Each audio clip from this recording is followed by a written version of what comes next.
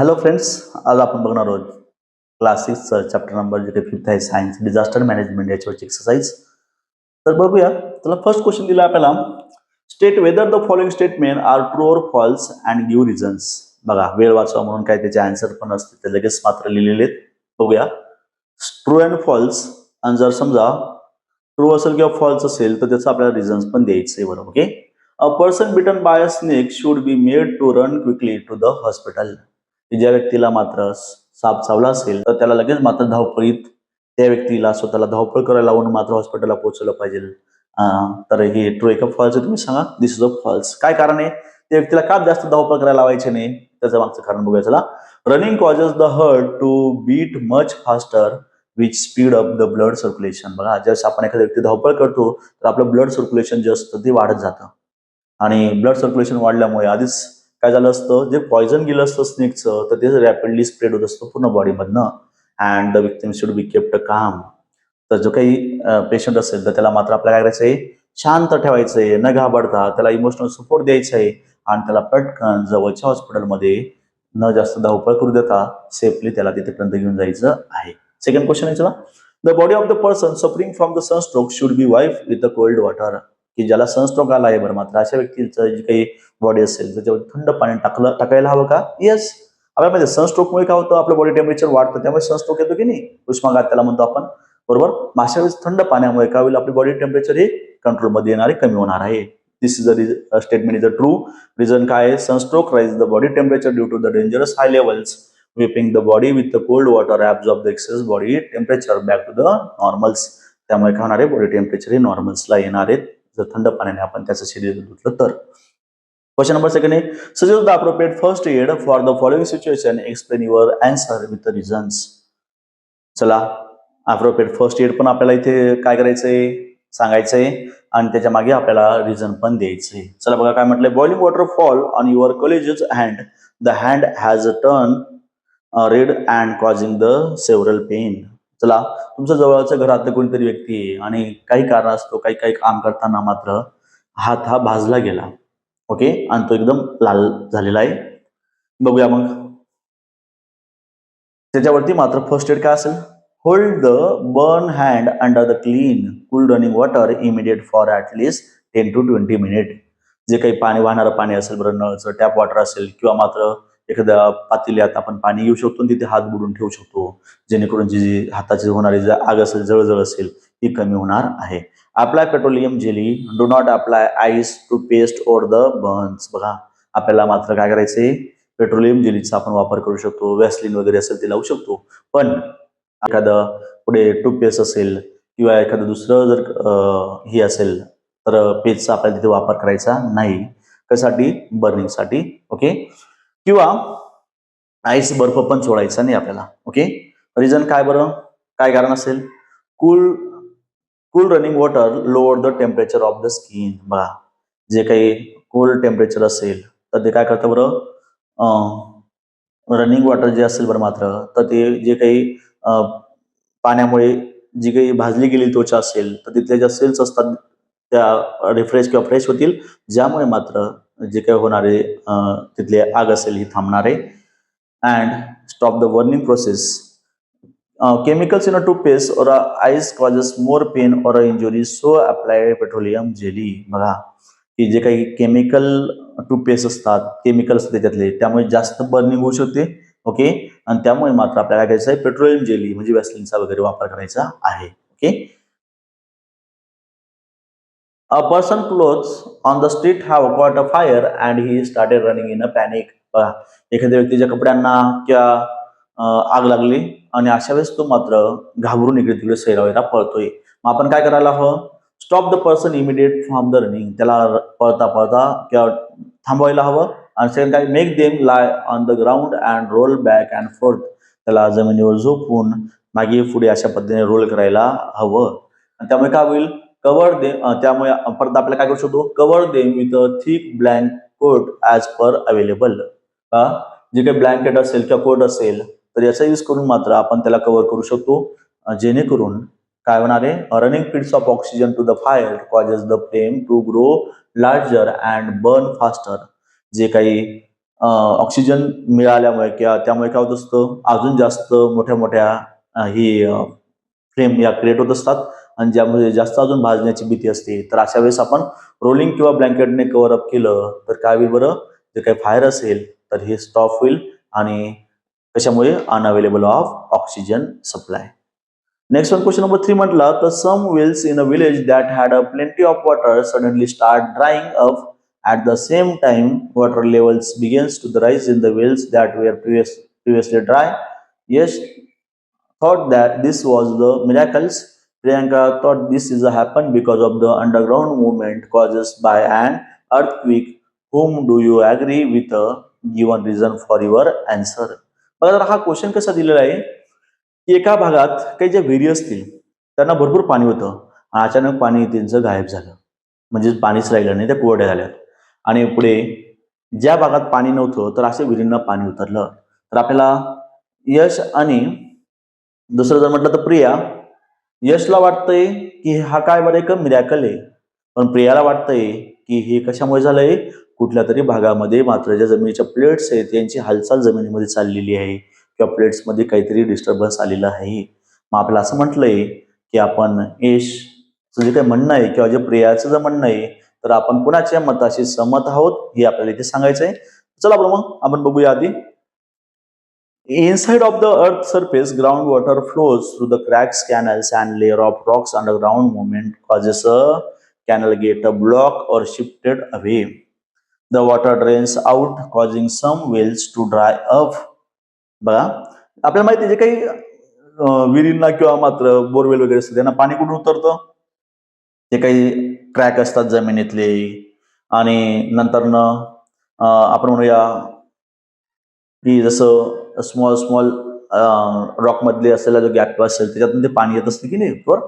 मग अशा वेळेस काय होणार आहे की जे काही विहिरी असतील ह्या ड्राय अप होण्यामागचं कारण असणार आहे, जिथून पाणी येतंय ना तोच भाग जर ब्लॉक झाला तर ऑटोमॅटिक त्या विहिरी कोरड्या होणार आहेत, बरोबर. आणि this water is change direction of the areas and it is increase the pressure and the force water into the dry wells causing their water levels to be rise. आणि जिथे मात्र काय होणार आहे बघा, जिथे हे पाणी मात्र पोहोचेल तर अशा ठिकाणी म्हणजेच एका साईडने ब्लॉक होते आणि दुसऱ्या साईडला तेच पाणी जाणार आहे. ओके, त्यांनी डायरेक्शन काय केली, चेंज केली आणि जिथे ते पाणी जाईल त्या विहिरींना तिथे ऑटोमॅटिक पाण्याचा फोर्स वाढल्यामुळे, तिथे प्रेशर वाढल्यामुळे त्या विहिरींना पाणी उतरणार आहे. Okay, and this is natural geological process. बघा ही नॅचरल जिओलॉजिकल प्रोसेस आहे, नॉट अ मिरॅकल. याला मात्र आपण असं म्हणूया कुठलीही एक जादुई घटना नाहीये. सो वी ऍग्री विथ प्रियाचंच म्हणणं बरोबर आहे की काय बरं अंडरग्राऊंड मध्ये जी काही मुवमेंट होते त्याच्यामुळेच काय होते बरं, हे काही विहिरींचं एका बाजूचं पाणी कमी कोरडं होणं, एक विहिरी कोरड्या होणं किंवा एका बाजूच्या विहिरींना पाणी उतरणं, पाणी येणं हे होणार आहे. Answer the following question. What are the various effects of the earthquake on a human life? चला आपल्या ह्युमन लाईफ वरती मात्र अर्थक्वेकचा काय काय इफेक्ट होत असतो, loss of life and injuries, killing and injure peoples trap under the debris. बघा मोठ्या प्रमाणात व्यक्ती जे असतात ते मारले जातात आणि जे इंज्युअर पीपल असतील ते ट्रॅप आउट म्हणजे ते जो काही मलबा असतो त्याच्याखाली दाबले जात असतात. प्रॉपर्टी अँड होम डॅमेज, मोठ्या प्रमाणात मात्र घरांचं, शाळेचं किंवा ब्रिज कोलॅप्स झाल्यामुळे त्यांचं नुकसान होत असतं. मेनी फॅमिलीज होमलेस, बऱ्याचशा फॅमिली या मात्र त्यांचं घर नसल्यामुळे होमलेस ते होऊन जात असतात, बेघर होत असतात. Disruption of essential services, road, electricity lines असतील, वॉटर असेल, पाईपलाईन असतील, गॅस कनेक्शन असतील, पुढे पुढे मात्र डिस्टर्बन्स त्यांच्यामध्ये येणार आहेत. फायनान्शियल लॉस, ज्यामुळे मोठ्या प्रमाणात घरं पडलेत तर त्यांना परत रिबिल्ड करणं किंवा रोड्स असतील, ब्रिजेस असतील, हॉस्पिटल असतील, शाळा असतील, यांना रिबिल्ड करण्यासाठी मोठ्या प्रमाणात पैसे लागणार आहेत. त्यासाठी फायनान्शियल हा लॉस मोठा होणार आहे. Right, the harmful effect of the war, काय काय होत असतं हार्मफुल इफेक्ट मध्ये, लॉस ऑफ इनोसंट लाईव्स. बघा इथे जर आपण बघितलं तर वॉर आपण बघितलंय की युद्धामुळे तर मोठं नुकसानच होत असतं, ज्यामध्ये ज्यांचा दोष नाही असे पण बरेच मोठ्या प्रमाणात काय होत असतात, जे निष्पाप व्यक्ती असतात त्यांची डेथ होत असते. War result in the death and several injuries of the thousand of civilization included childrens and families. मोठ्या प्रमाणात लहान मुलं किंवा मोठ्या व्यक्ती ह्या डेथ होत असते त्यांची. Destruction of the infrastructure, hospital, school, homes and roads are the destroy.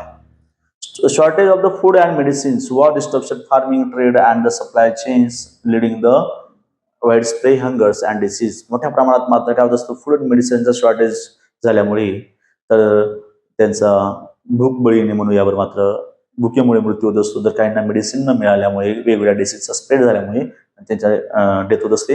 Migration, बऱ्याचशा लोकांना त्यांचा देश सोडावा लागतो आणि इतरत्र जॉबसाठी असेल किंवा अन्न पाण्यासाठी त्यांना जावं लागत असतं. Millions of peoples are force to leave their homes. What will you do if receive a call from the unknown number asking for an OTP. मग आपल्याला सी दिलेला आहे, तर आपल्याला जर समजा कोणी ओटीपी साठी जर कॉल केला, अननोन व्यक्तीने जर कॉल केला, तर अशा वेळेस काय करायचं आपल्याला? Never share the OTP. आपण ओटीपी शेअर करणार नाही. I will strictly refuse to tell them the OTP or any personal information. मी तर सरळपणे मात्र काय करेल? रिफ्यूज करेल, मी टाळेलच. आणि जी काही पर्सनल इन्फॉर्मेशन असेल, काही असेल, कारण की बँकवाले असतील किंवा इतर जे डिपार्टमेंट असतात, तर ते आपल्याला फोनवरती कधीच कुठला ओटीपी विचारत नाही. कळलं बरं? मग ते काळजी घ्यायची आपल्याला. Disconnect the call immediately. आपल्याला पटकन तो कॉल डिस्कनेक्ट करायचा आहे. इन्फॉर्मेशन अडल्ट, आपल्याला जे काही घरातील मोठ्या व्यक्ती असतील त्यांना पण इन्फॉर्म करायचे. I will tell my parents or teachers or sisters, brothers which are the bigger than you elders about the unknown calls immediately so they can report them scam. की अशा व्यक्तींना जे तुमच्यापेक्षा मोठे, त्यांना जर कळवलं तर ते पुढे काय करतील बरं? त्याचा रिपोर्ट पण करणार आहेत आणि जो स्कॅम असेल किंवा फ्रॉडिस्ट असेल त्याच्या अगेन्स्ट मात्र वेळीच काय होईल? जे काही इन्फॉर्मेशन टेक्नॉलॉजी म्हणजे आपण आय टी सेक्टरमधले जे काही गव्हर्नमेंटचे डिपार्टमेंट आहेत, तर ते त्यांच्यावरती ते ऍक्शन घेणार आहेत. Find information about the risk involving in a pulling of a cloth that are struck to the skin of a person injured in a fire accident. Write down in your notebook. बघा, की जर समजा एखाद्या व्यक्तीला खूप भाजला गेला असेल आणि त्याच्या शरीराला मात्र जळालेले जे कपडे जर चिपकले असतील, तर ते काढणे आणि त्यामुळे काय होऊ शकतं हे आपल्याला दिलंय. बरं, चला बरं, काय म्हटलंय? Peeling of the skin and tissue. बघा, काही जे काही कपडे असतात जळाल्यानंतर ते डायरेक्ट घट्टपणे असे मात्र स्किनला चिपकलेले असतात किंवा खोलवरती जाऊन चिपकतात. त्यामुळे काय होतं? Cloth of synthetic fibre like the polyesters और nylon melt directly into the skin. Hence peeling of the skin और tissue by the removing it. बघा, नायलॉनने किंवा मात्र अशा पद्धतीने जे काही घट्ट असे आतपर्यंत गेलेले किंवा जे स्किनला नायलॉन असेल, रेयॉन असेल, हे सिंथेटिक फायबर्स आहेत जे तात्काळ लगेच पेट घेतात आणि पेट घेतल्यानंतर ते मेल्ट होऊन लगेच स्किनचे जे टिश्यू असतील ते आतपर्यंत जात असतात. आणि अशी जर आपण ओढून काढली तर त्यावेळेस काय होऊ शकतं बरं? मोठं खोलवर किंवा त्याला म्हणून आपण डीप वुंड्स तयार होऊ शकतात. High risk of infection. Removing the skin create open deep wounds causes more infection. आणि याच्यामुळे मात्र काय होऊ शकतं? मोठे infection, extreme pain and bleeding. आणि जे काही पेशंट असेल, stuck cloth causes bleeding and the extreme pain for the victims. त्या व्यक्तीला त्याचा खूप भयानक असा त्रास पण होणार आहे. अशा वेळेस काय करायला हवं?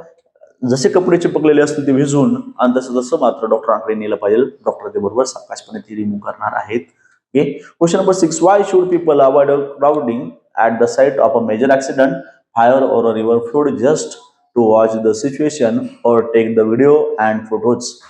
बघा, जर आपण इथे जर म्हटलं तर की जिथे काही एखादा इन्सिडेंट घडला, ऍक्सिडेंट असेल, तर अशा ठिकाणी मात्र गॅदर होणं, जमा होणं का टाळलं गेलं पाहिजे किंवा आपण तिथे गर्दी का करायला नको? तर याचं मागचं, किंवा आपण तिथे फोटोशूट करत असू किंवा व्हिडिओ घेत असू तर ते का टाळलं पाहिजे हे आपण इथे बघणार आहोत. बघा, फर्स्ट वन आहे ब्लॉक इमर्जन्सी व्हेकल्स, की ज्यामुळे काय होत असतं? क्राऊडमुळे मात्र block the path for ambulance, fire truck and police cars daily life saving rescue operation. बघा, ज्यावेळेस पोलीस असतील किंवा बाकीचे ॲम्ब्युलन्स असेल, फायर ब्रिगेडची गाडी असेल, ती एका साईडने येत असते, पण पब्लिक जेवढी मध्ये गर्दी करत असते त्यामुळे त्यांना रेस्क्यू ऑपरेशन करताना अडचणी येत असतात. Dangerous for crowds. अशा वेळेस मात्र ऍक्सिडेंट साईट आर अनप्रिडिक्टेबल. जर समजा ऍक्सिडेंट झालेल्या ठिकाणी मात्र आपण जर गर्दी केली आणि तिथे परत दुसरा ऍक्सिडेंट किंवा परत तिथे काय घडेल याची शाश्वती नसते. एखादी बिल्डिंग मात्र धसलेली किंवा काणी झालेली आणि आपण तिथे गर्दी करत असतो, ती परत किंवा पुढे पूर्णपणे पडून येईल हे सांगता येत नाही. कळते बरं? कधी कधी रस्त्यावरती ऍक्सिडेंट झालेला असतो, आपण बघायला थांबतो रस्त्यावरती काय झालं असेल बघून घ्या बरं, पण एखादं वाहन जोरात येत असतं आणि अजून परत तिथे जे काही जमा झालेले व्यक्ती असतील त्यांना ती ओढत असते. मग अशा वेळेस पुन्हा ऍक्सिडेंट होऊ शकतो. बरोबर? Fire can exploded damage the buildings, can collapse, or the flood water can be suddenly rise, the putting all crowd as well as other in a risk. बघा, आपण एवढ्यात मी सांगितलंच तुम्हाला. तर तिथे प्रिडिक्टेड आपण शाश्वती देऊ शकत नाही तिथे काय होऊ शकतं. त्यामुळे आपल्याला सेफ्टी म्हणून जर आपण मदत करत नसू तर तिथून आपल्याला बाजूला जायचं आहे. Confusion, large crowd increase the confusion making the hard task for the rescue operation. बघा की नेमकं गर्दीमुळे कळत नाही की नेमकी कुणाला मदत कुठे पोहोचली पाहिजे, कोण आहे नेमकं, विक्टीम कुठे आहे, काय आहे, किंवा कशा पद्धतीने मदत करायची. व्हीआयकल्स असतील, जे काही बाकी इतर काही गोष्टी असतील ते क्लोज नेता येत नाही. आणि अशा वेळेस मात्र बऱ्याचशा रेस्क्यू ऑपरेशनसाठी आपण म्हणूया तिथे त्यांचं जे काम असेल ते अजून हार्ड होत जातं.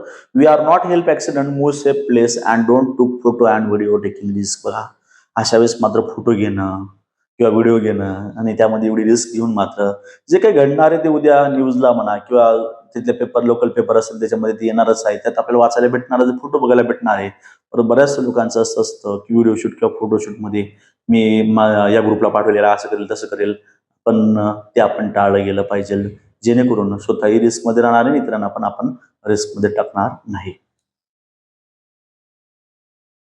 Release the way in which we can help during the railway or vehicle accident. बा आपण कशा पद्धतीने मात्र जर एखादा रेल्वेचा जर ऍक्सिडेंट झाला असेल तर तिथे लोकांना आपण कशा पद्धतीने मदत करू शकतो हे आपल्याला विचारलंय. मग आपण काय करू शकतो बसला, कॉल इमर्जन्सी सर्व्हिसेस इमिडिएटली. आपण इमर्जन्सी सर्व्हिसेसला डायल 112 किंवा 108 असेल ॲम्ब्युलन्सचा, किंवा 100 हा पोलीस, जे काही पोलीस असतील, किंवा 101 हा फायर ब्रिगेड असेल, किंवा इतर लोकल लोकेशन जे असतील बरं मात्र ओके, जसं ऍक्सिडेंट झाल्याचं ते आपण तिथलं मात्र लोकेशन वगैरे त्यांच्याशी शेअर करून त्यांना इमिडिएट तिथे मदतीसाठी बोलवणार आहोत. अलर्ट अडल्ट नियर बाय, आपल्या शेजारील जे काही लोक असतील तर त्यांना इमिडिएट आपल्याला काय करायचंय, इन्फॉर्म करायचंय. अँड द लोकल अथॉरिटीज और police often to manage the situation safely. Provide the first aid, आपल्याला अशा वेळेस मात्र फर्स्ट एड प्रोव्हाइड करायचंय. Safe approach help injured victims with the basic first aids such as applying pressure with a clean cloth to the stop bleeding. Offer बघा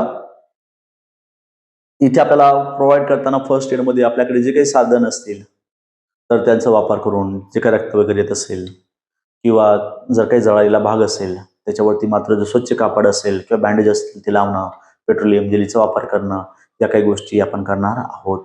offer water and support, बघा त्यांना कोणाला पाणी हवं असेल, कोणाला मात्र जसं म्हणूया आपण इमोशनल सपोर्टची गरज असते. कधी कधी आपण बघतो ऍक्सिडेंटमध्ये लोक बरीचशी घाबरलेली असतात की काय झालं असेल, काय होईल, काय होईल. अशा वेळेस मात्र आपण त्यांना इमोशनल सपोर्ट दिला गेला पाहिजे. Nowadays, air conditioned buses and the train are available for a comfortable travel. These vehicles have a large glass window, but why are these windows always kept completely closed? Also, a large hammer is kept in a prominent, easy visible place in such vehicles. What should be it is a purpose? आपण बऱ्याचदा बघतो जे काही buses असतात किंवा train वगैरे असतात तर त्या खिडकीच्या बाजूला आपल्याला अशा पद्धतीने एक हॅमर हा मात्र एका काचेच्या बॉक्समध्ये फिट म्हणजे असतो तो. तसंच ती काच आपण किंवा ते विंडो असेल ती ओपन करू शकतो, तो हॅमरला बाजूला बाहेर काढू शकतो. आता हे कशासाठी दिलेलं आहे आपण हे बघूया. बघा सर, आता ती बसेस असतील किंवा ट्रेन असतील तर याच्या विंडो का क्लोज असतात त्याचं मागचं कारण असणार आहे.